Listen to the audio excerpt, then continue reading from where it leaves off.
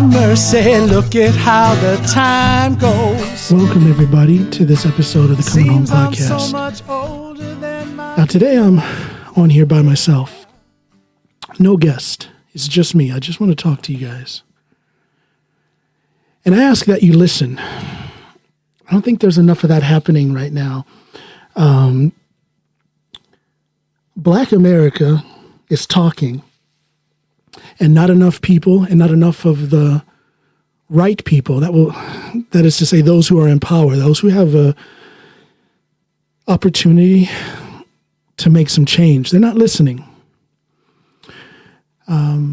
It's sad to see there's some key people who are not listening. I have acquaintances who are currently police officers. Some of them are former police officers, and they're not listening. Right now, Black America and the allies of Black America are saying yet again that there is systematic racism in the United States of America. Now, I think it's obvious. It's obvious in what we see with our own two eyes. It's obvious in the facts. It's obvious in the statistics. When it comes to statistics, let me tell you something. Numbers don't lie. There's some people who want to throw out the statistic. They want to put that out there that more white people are killed by the police than black people. And that's true. I'm not disputing that statistic. More white people are killed by the police than black people. But let's break that down and let's look at another statistic within that statistic. Now, I read an article. It was dated August 6, 2019. There's other articles that are out there that are even more current. But August 6, 2019, less than a year ago, according to a new study conducted by Frank Edwards, is the guy's name, Frank Edwards of Rutgers University School of Criminal Justice, and also Hedwig Lee of Washington University in St. Louis's Department of Sociology, and by Michael Esposito of the University of Michigan's Institute for Social Research. These people did a study. They used verified data on police killings from 2013 to 2018. In this data they pulled out from the website. It's a website called Fatal Encounters. You can look this up yourself. Fatal Encounters. And that Fatal Encounters website was created by a Nevada-based journalist by the name of D. Brian Burgart. Now, under those models, they found that roughly 1 in 1,000 black boys and men will be killed by police in their lifetime. You know what the number for white boys and white men is? That rate is 39 out of 100,000, okay? 1 in 1,000 black boys and men will be killed by police in their lifetime. 39 out of 100,000 white boys and men will be killed by police. That right there is a number. That is a statistic that is easily verifiable, that screams problem. The warning lights should be going off in your brain when you hear that. Something is out of whack there. Something is not balanced. Could it be this thing called systematic racism? Is there an unequal application of the law? I say there is. For me, the evidence is clear. Now, I can hear a lot of people out there right now. I see it on social media. As soon as a black man or woman brings up race, there's some white people who will try to shout them down. Why are you bringing that up? Why are you focused on race? Why are you race baiting? Stop thinking about race. Stop bringing up race. Well, you know, I and many other black people would love to stop bringing up race.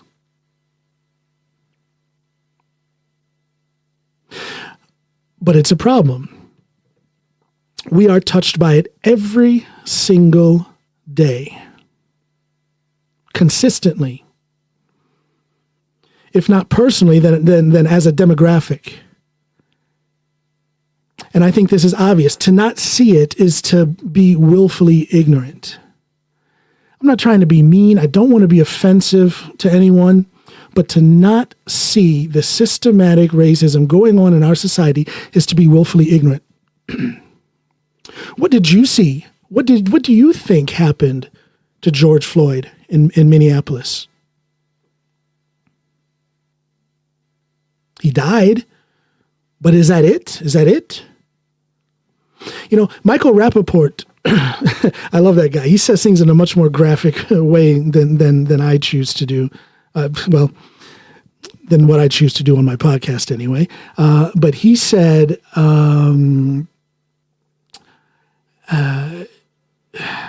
he just laid it out there.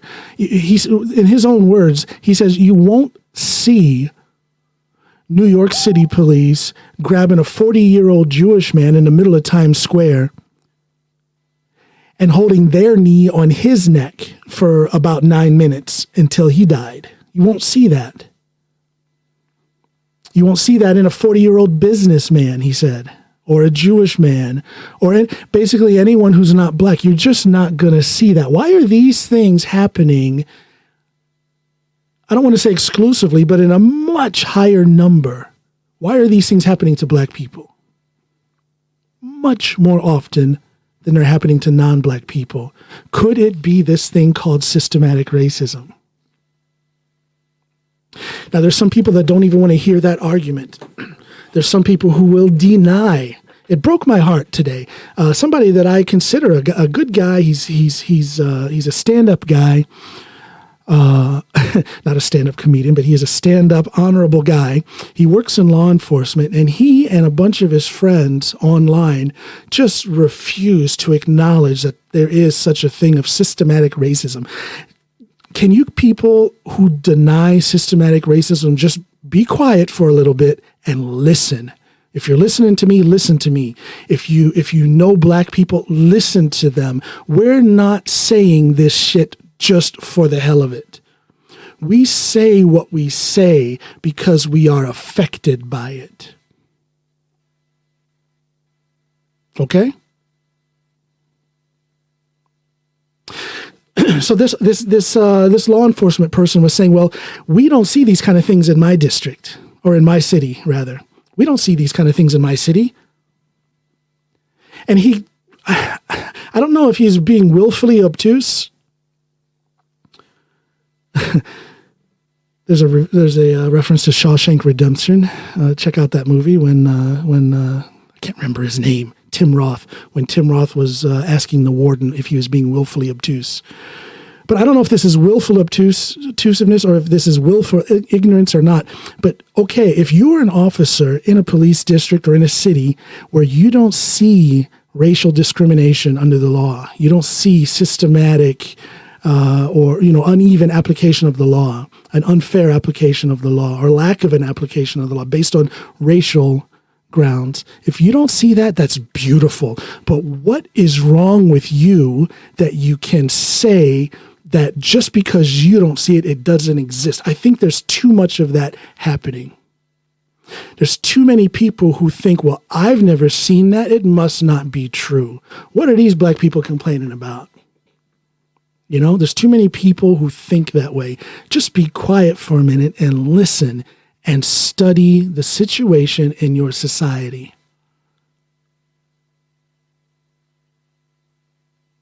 Take a look around you. And if everything looks fine and dandy, great, but then look a little bit wider. And if it still looks good, then look even wider still. And you will see that there is something in the American society that is not right.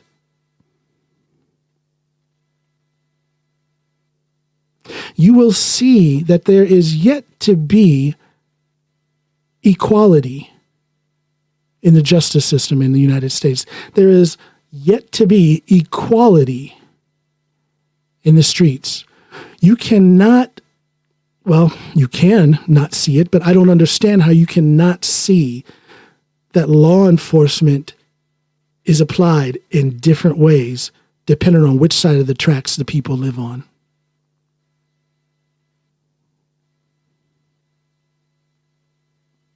You hear the stories in New York City, the New York City police, and God love them. God love them. I'm not trying to say anything bad against the New York City police, but it has come forward that there have been instances where people see if a non-black person is walking down the street without a mask, the police will smile, sometimes joke, offer to give them a mask. But you see black people that don't have a mask and they're getting jacked up, arrested, and thrown around by the police. Now, I don't know how prevalent that is. I'm not there. I don't live in New York City. If you live in New York City and you know more about this, get in touch with me. I'll have you on as a guest. But if that's what's happening, it wouldn't surprise me. It wouldn't. I had somebody who sent me a link. It was an instance of a white man, and I cannot, forgive me, but I cannot remember where it was. I don't have that link in front of me right now. But it was a white guy who was arrested by a handful of white officers. From what I understood, the guy resisted to some degree, but there was no big physical confrontation. The guy was not thrown around. He wasn't clubbed. Definitely didn't have a knee in his neck. He was just arrested, put into the car, taken to the police station, and later on that white guy died. Now that's a tragedy. That's terrible. And people do die in police custody. That's a totally different situation than what we're seeing with George Floyd.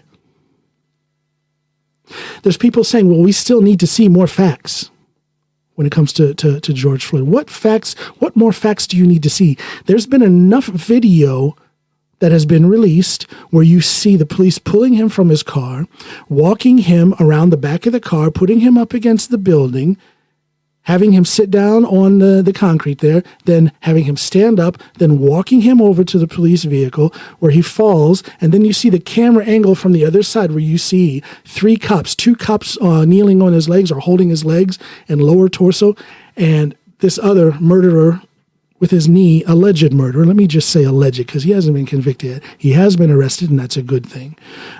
This other officer with his knee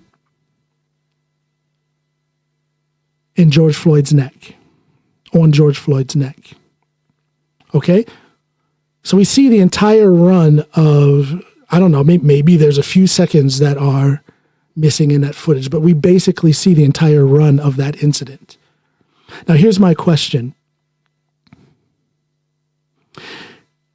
In that video footage where you see that officer's knee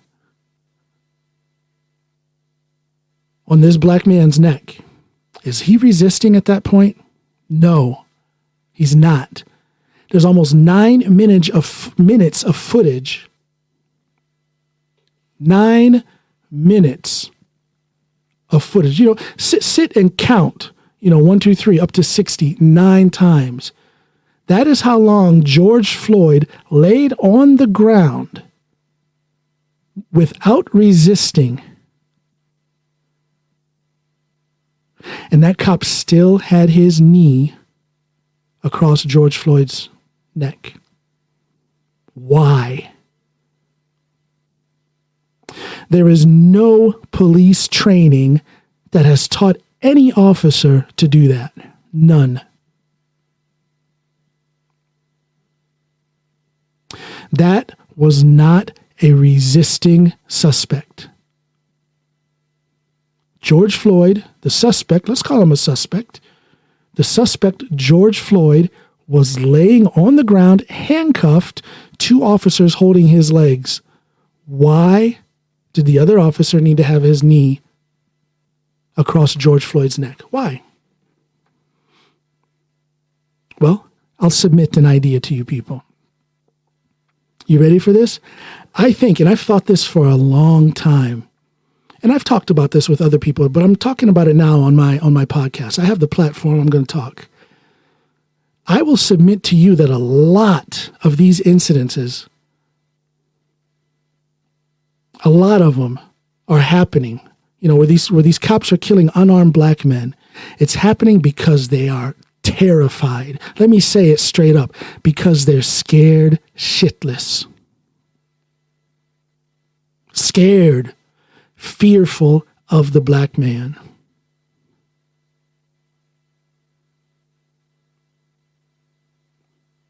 So what happens when they're scared to death like that?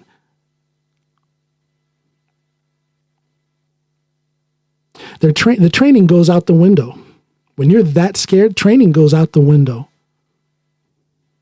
And you're going to do things that are not by the book. You're going to do things that are outside of the training that you receive. When you get scared like that, if you have discipline, if you have good training, and if you have discipline, and if you can control your fear, then you will adhere to the training that you have received. But if you lack a little bit of discipline, if the fear is at such a level that you can't control it, you're going to fall away from the training that you've had, and you're going to do things that unnecessarily put lives in danger. Let me submit another thing to you. I think that there are officers out there who are in no kind of physical condition to be an effective police officer in an arrest situation. Okay? I submit to you that there are police officers out there who are in no physical condition to be an effective police officer in an arrest situation. Okay, let's break that down. What does that mean? Well, I look at George Floyd, and I don't know what kind of physical shape he was in. The coroner report, the initial coroner, the preliminary coroner report is saying that he had high blood pressure and arterial, some sort of arterial disease, if you will. Okay. But on the outside, looking at him, he looked like a fairly large, fit and lean man. We have seen it time and again in footage that has been submitted to the news when these kind of things happen, where the one who ends up getting killed is a big, strong black man who is much more fit, much stronger than the officers who killed him. I submit to you that when there's that big of a balance in fitness and strength, the officers will have a tendency to overreact. If they would have had the strength, they could have stuck to what they were trained to do and cuffed that man without things getting escalated. But when you're weak, when you're out of shape, when you don't adhere to your training, and let me say this about training. Police officers are trained to de-escalate once the situation is in control. How many times have you seen a subject, and it doesn't matter it doesn't necessarily have to be that they ended up being killed, but just someone who claims excessive force on the police. How many times do you see them? They're down and they might be getting choked. They might be being beaten. Their arms might be being twisted. I ask you, the listener, the citizen, the civilian, would you be able to just sit still? Or would you struggle when you're being choked, when your arm is being twisted, when you have somebody's body weight on you as you're laying down and it's squeezing off your breath? Can you just sit still? I don't think that that's possible. So I'll submit that. I will submit that the lack of fitness in certain officers leads to unnecessary escalation because they just don't have the strength and skill to safely subdue a suspect. Now, safely subduing doesn't mean that suspect doesn't get a clunk or two in the head or across the jaw, or his arm's not going to get twisted. That is, believe me, I understand, that is very necessary from time to time, but a lot, often, that is necessary to apprehend a suspect and get him cuffed. But can we agree I don't know. I'm going to say it. When I look at pictures of that officer, when I see him with his knee across George Floyd's neck, killing him slowly, when I look at that guy, he looks to be far from the fit and strong officer that is needed to safely apprehend a suspect. I don't know. Was George Floyd, was the arresting officer afraid and he overreacted? I don't know.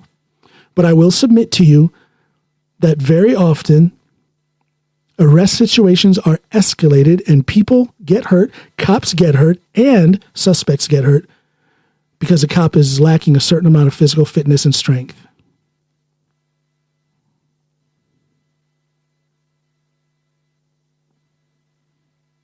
Do you guys see what I'm getting at? Maybe there's a certain amount of professionalism that is lacking in the police force out there.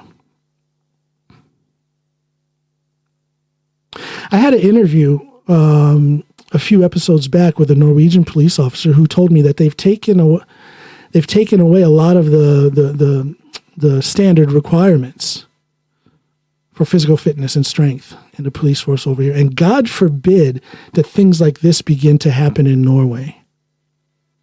And if they do, I would hope that the Norwegian police would do something about it. Now, it's different over here. Totally different level of crime, totally different amount of crime. The Norwegian police force is a national police force, whereas in the United States, of course, as we know, it's broken down by state, county, city, and township. We know that. But you see what I'm getting at. Is there some kind of standard that isn't being met in these police officers that are out on the street doing their job? Now, I'm not anti-cop, so you can just back off with that kind of foolishness. Okay? I'm a former cop myself, and I love my brothers and sisters in blue. Always have, always will, but something is wrong.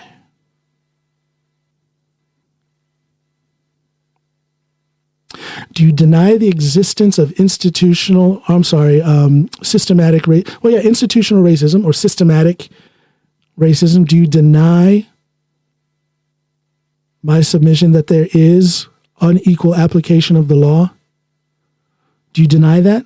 I challenge you. If you're a white man or woman and you don't have any black friends, find one. Talk to them. I don't remember who it was. I saw somebody on TV said that. If you're a white person and you don't have a black friend, find one and listen to them.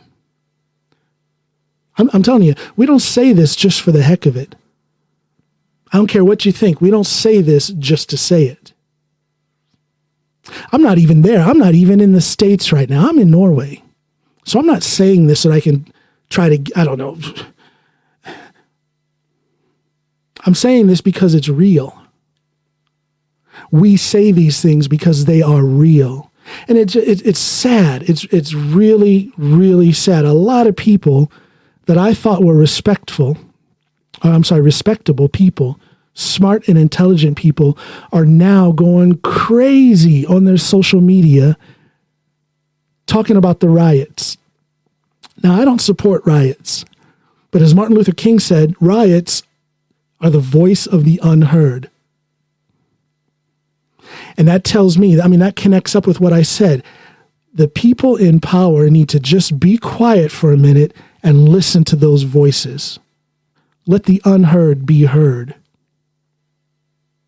So I want to put a challenge out there for the white folks, because I believe someone said this. I think D.L. Hughley says this, that black people have been telling about their plight for 400 years plus, okay, in America. 400 plus years. And while we cannot say that there has been no progress, there hasn't been enough progress, because it needs to get to the point where no progress is needed because things are equal. That's what we need. And as long as things are not equal, as long as there's statistics that say that black men are 2.5 times more likely to be killed by the police than non-blacks, than white men. As long as facts like that can be put out there, then things aren't equal and we need to keep talking. But we've been talking, we've been asking, we've been talking and we've been asking, we've been begging for how many years, and it's still not equal. So you know what it's going to take? Okay, 400 plus years of black people trying to make it known that the situation is unequal and that things need to be done to make it equal. So what needs to be done now is we need more white allies.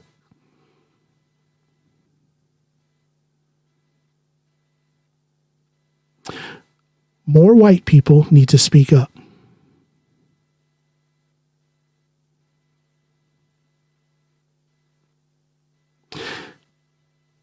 Speak up and be a voice for the voiceless.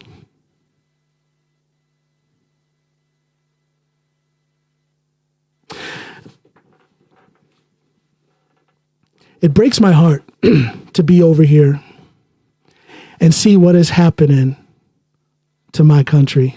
It breaks my heart.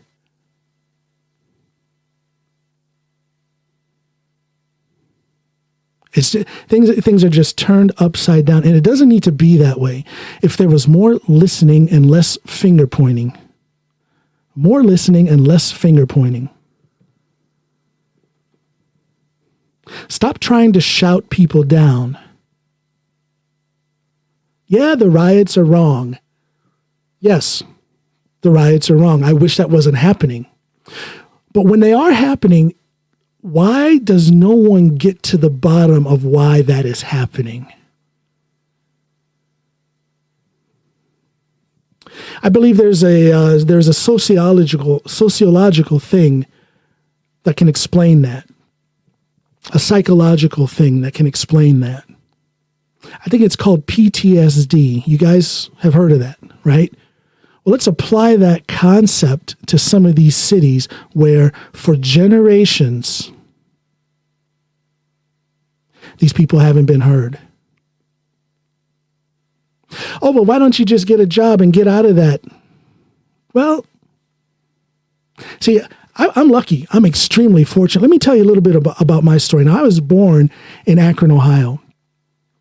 And when I was 7 years old, we moved out of there and out into the countryside, so to speak.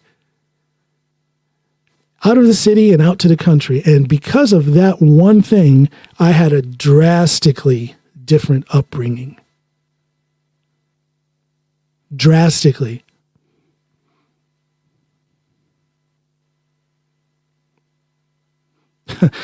No offense to any old friends and family who still live in that old neighborhood in Akron, but good Lord, has it changed? I really wonder what kind of life I would have lived if we had continued to stay there. So thank the good Lord that my parents, I don't know. I've never asked my mother why we moved like that. I'm going to do that. I'm going to ask her what made them want to move. But I think the good Lord that they had the means to do that. My father was a police officer at the time. My mother worked in the federal court system. Court clerk, I believe is what it was called. Worked for a federal judge. So we were solid middle class, if not slightly upper middle class. And we were able to move out of there and that move gave me the suburban / rural upbringing that I had. And while that was no bed of roses either, it was definitely not filled with some of the challenges that a black kid would face in the city. So my point is that we had the means to change our situation. If you live in the inner city, some of these places, some of these neighborhoods, if you live in Cabrini Green in Chicago and you've always lived there, and your mother and father have always lived there, if you even know your father, your grandparents have always lived there, and their parents have always lived in Cabrini Green, and Cabrini Green being what it is, with zero opportunity, with rampant crime, isolated, deprived of many of the common things that other cities and neighborhoods take for granted. If that's all you've ever known and you have no role model around you to show you anything different, how can an outsider standing in a comfortably middle-class life, how can an outsider talk down on you for not being able to get out of that? Oh, just find a job and get out of there. Oh, just get an education and better yourself. Well, do you people know what the schooling situation is in some of these neighborhoods? Okay, can we come back to that phrase, systematic racism? Systematic inequality? Those Black and Latino kids in those neighborhoods are not getting the same education that some of these suburban and rural kids are getting. It's about tax dollars. It's about focus on, it's about taking care of some people and letting others fall by the wayside. That's the reality of that situation. So it's not this thing where pull yourself up by your bootstraps, or focus or have some ambition and change your situation. That works. Sometimes we have people who come out of that and they go on to do great things. But a majority of those kids in those neighborhoods are not making it out, and you can't blame them. You are willfully ignorant. You are willfully ignorant if you can't see that. That's facts, people. Now, I may sound emotional, but this is not based on emotion. This is based on the facts of the situation.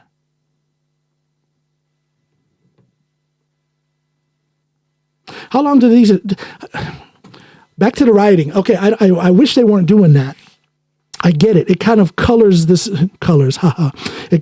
situation a little bit to where people who are on the outside looking in are going to lose focus on what we want people to focus on. Okay, which is the death, the many deaths. I can also talk about Ahmaud Arbery. I'll get to that. But in Minneapolis, we want the focus to be on the death of George Floyd and the circumstances of that death and on how unnecessary it was. We want the focus to be on police procedures, application of the law, policing style based upon neighborhood and racial demographic. We want the focus to be on that. But these riots have taken the focus off of that. So I just want to steer your focus back to where it needs to be. And I want to ask a question. Do you, as upset as you get about the riots, do you ever stop to think about why they are rioting? How long do you expect those people to wait for justice? How long do you expect them to wait for equality? How many times do these people have to sit back and watch their sons, their daughters, their fathers, uncles, their family, their fellow citizens being killed in ways like this, unarmed and Black?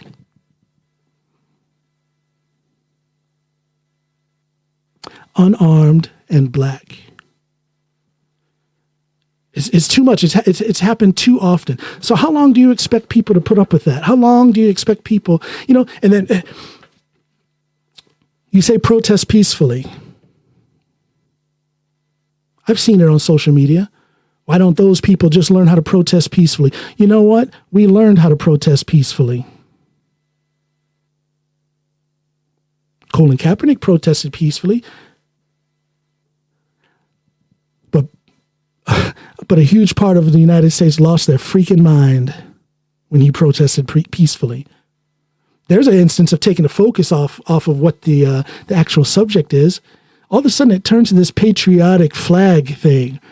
Colin Kaepernick was protesting unnecessary police violence and brutality against Black people. That's what he was protesting. Did you know that? I'll submit this. I'm becoming a submission expert here today. I'll submit this. I think y'all know exactly why Colin Kaepernick was protesting. The President of the United States knows exactly why Colin Kaepernick was protesting, but it doesn't suit the narrative that some people want to push to acknowledge that. So they twisted it and they made it about the flag and they made it about patriotism.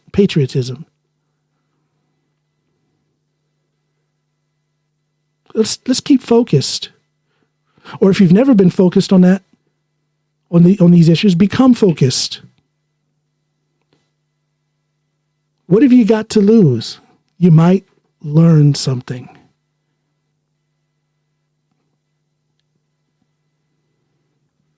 I think you will.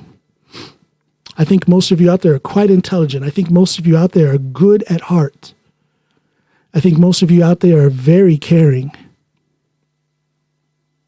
But for some reason, there's not enough people focused on this issue. There's not enough people. And you know what? To admit that there exists such a thing as systematic racism and unequal application of the law, to admit that things like that happen, that doesn't make you a bad person. To admit that there's such a thing as white privilege or white male privilege, that doesn't make you a bad person. But it will make you more aware. It will make you more compassionate. It will make you smarter.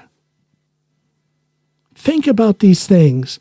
Think about what they really are, not what Fox News or even CNN wants to tell you it is. Think about what these things really are and what they really mean and how they really affect our nation. And how do you do that? Well, as I said, if you're a white person and you want to be an ally, find a black friend and talk to them and listen. Now, I'm not saying all black people got it going on. All black people have the answer. There's some nut jobs out there as well. But that is a fraction of a percentage of who black people are. Find a black person and get to know them and listen to their story. Do that. See what it does for you. See what it does for that black person and their family. See what it does for society. See what that will do for this atmosphere that's going around in the United States right now. Smoke-filled atmosphere. Things are burning, people.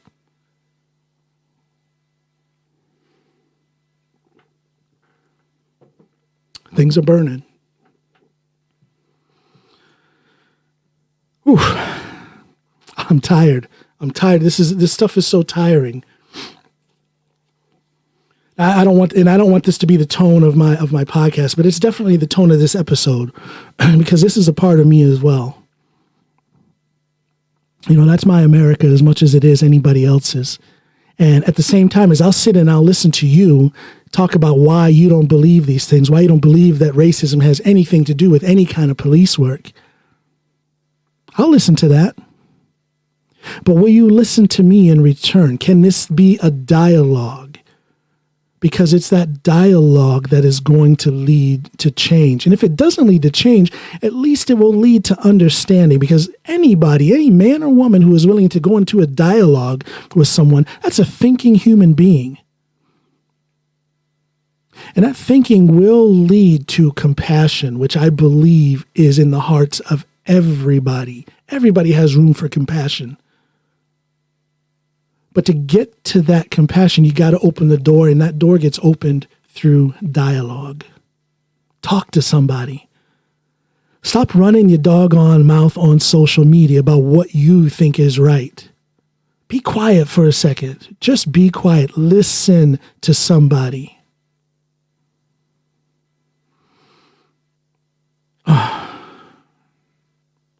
And stop trying to shout down. You know, just because I bring up these things doesn't make me some kind of radical. You got to shout down the black guy. Oh my gosh, he's bringing up race. Why are you talking about race? Yeah, why don't you stop and think about that? What was it? What does it serve me to bring up race, to talk about this racial situation in the United States? What do I gain from that? I'll tell you what I gain. If you're willing to go into dialogue with me, I gain a potential ally. It's a step towards making our country better.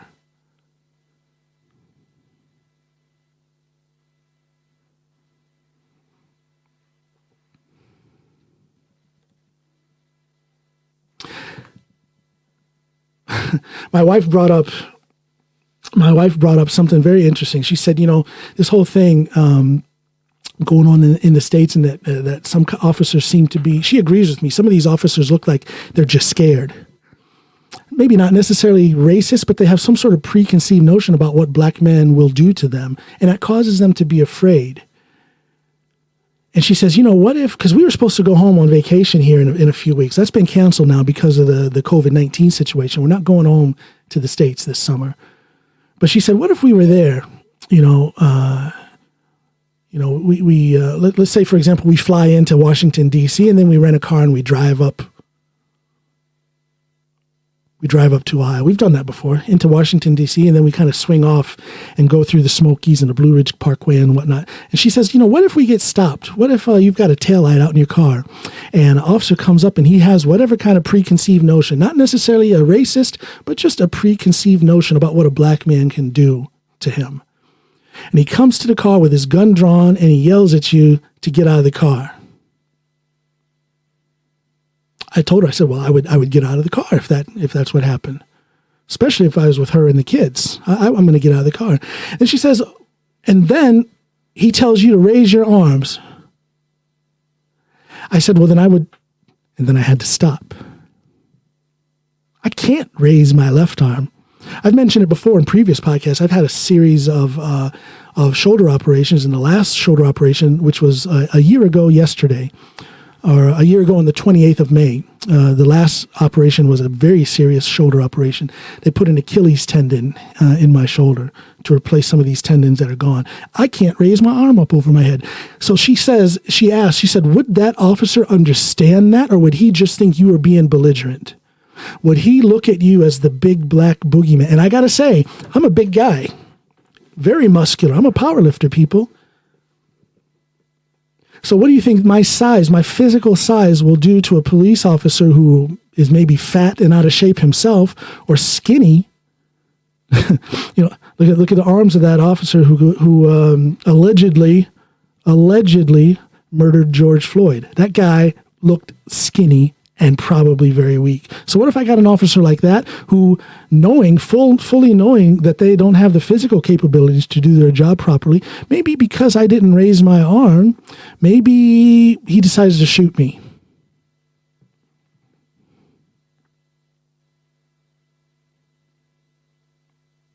Another statistic. See, I never looked at it that way, but my wife put that story to me today at the breakfast table. So I feel this, going back some years, a friend of mine, and they didn't even say this to my face. They said it behind my back to somebody else. I don't know why John even cares about those, as they put it, racial things. I don't know why John cares about those racial things. He's more white than you are. This other guy was a white guy. What the heck does that mean? What the heck does that mean?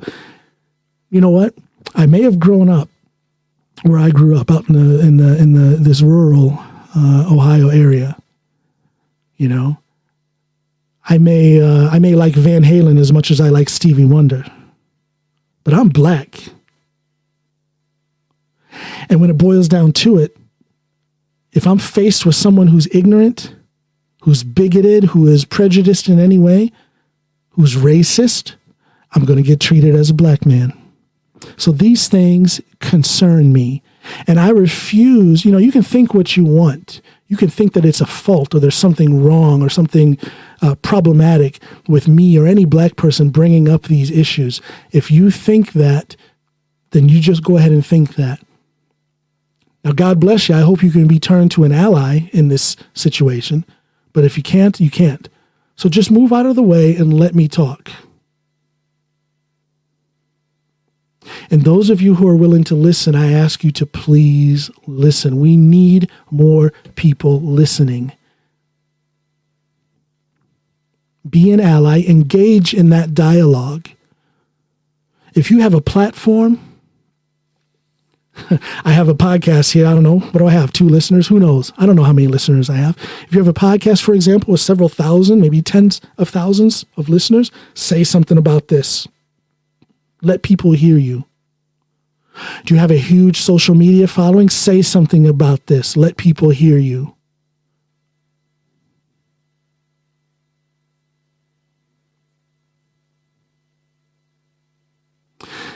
Engage in the dialogue and listen.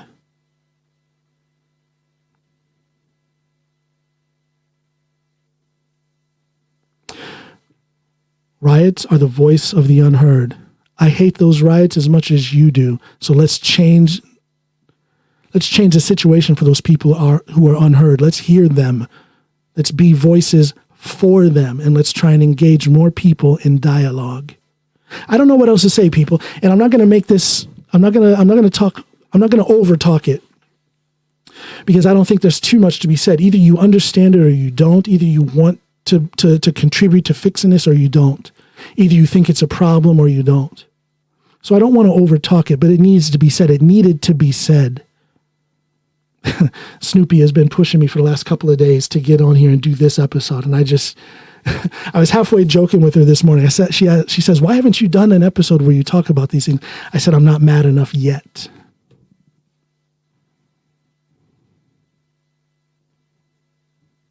But I am mad enough. I've been mad enough for a long time.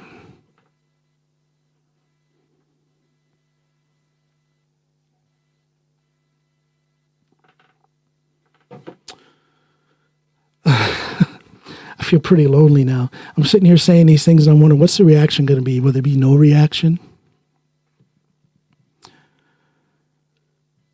Is there going to be hatred? Am I going to get called out? Yeah, I don't know. We'll see.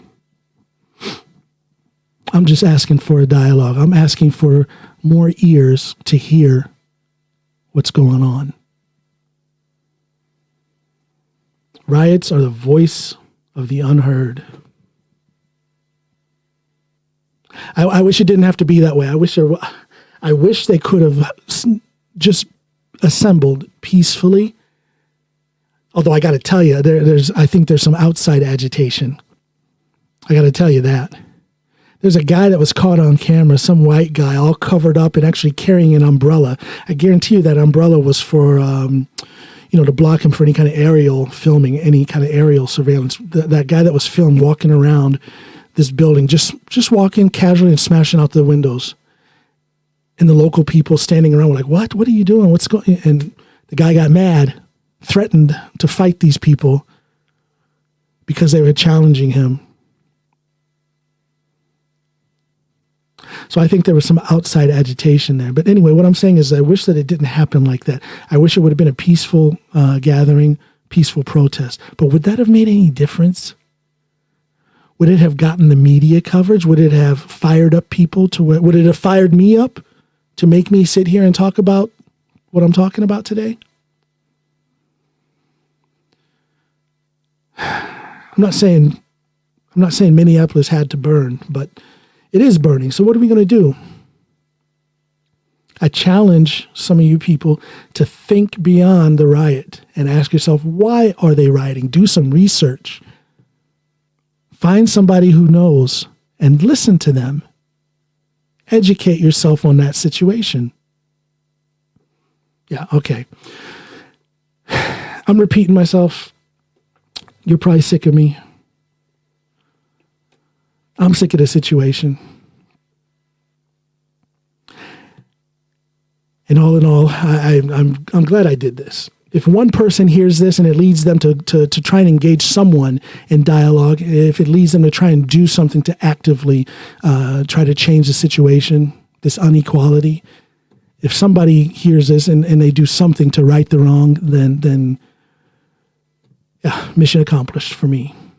Okay? God bless everybody, and throw some blessings back on me. I need it. This has been the Coming Home Podcast with John Allen. Bye, everybody. I'm coming home. I'm coming home. Yes, I am. Yes, I'm coming home. I'm coming home. Yes, I am, my Lord. Oh, my Lord. Lord, I'm coming home.